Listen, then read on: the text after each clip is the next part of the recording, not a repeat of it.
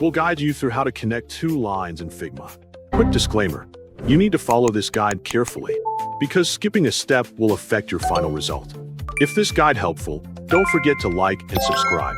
First, access the Windows Start menu on your desktop, and use the search bar to look for Google Chrome.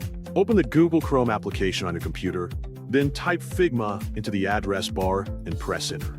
From the search results, go to the official Figma website and make sure you're already logged into your Figma account. After signing in successfully, the Figma homepage will open in your browser. Select your recent project from the dashboard to continue. Once selected, the edit page of your project will open, allowing you to access all layers and editing tools. To connect two separate line layers, start by selecting the first line layer that you want to merge. After selecting it, press and hold the Shift key on your keyboard, then click on the second line layer. This allows both line layers to be selected at the same time.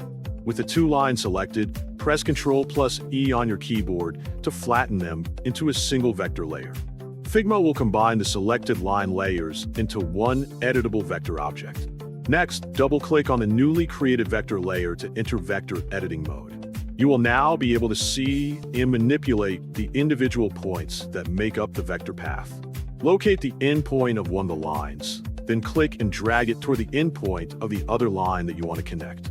Move it carefully until the two endpoints align with each other. As you drag the point, pay attention to the icon displayed beneath your cursor. When the icon changes into a small circle, it indicates that the endpoints are ready to be joined together. At that moment, release the mouse button to complete the connection. The two separate line segments will now be merged into a continuous vector path. After the connection is made, exit vector editing mode, and then you can view the final result on the canvas.